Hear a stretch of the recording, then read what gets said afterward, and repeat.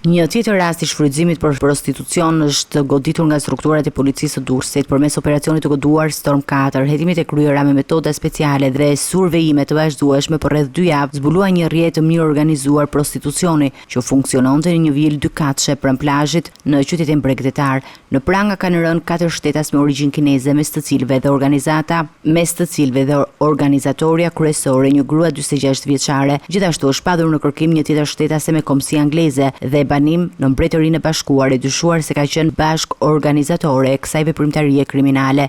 Sipas hetimeve paraprake, 2 gratë kishin marrë me qira vilën luksoze duke e përshtatur si ambient për ofrim shërbime seksuale, ndërkohë që komunikimi me klientët bëhej nëpërmjet telefonave, përfshirë dhe kontakteve nga jashtë vendit përmes një call centeri të strukturuar për organizimin e takimeve. Policia ka proceduar gjithashtu në gjendje të lirë 10 persona të tjerë, mes tyre 2 shtetas të tjera kineze dhe 8 shtetase shqiptare, të dyshuara për pjesëmarrje dhe përfshirje në rrjetin e prostitucionit.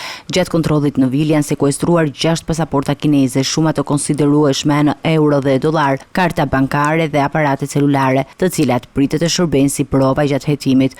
Burimet zyrtar konfirmojnë se hetimet po vijojnë me intensitet, pasi dyshohet se rrjeti ka lidhje të drejtë për drejtë me personat dhe strukturat të tjera kriminale jashtë territorit shqiptar.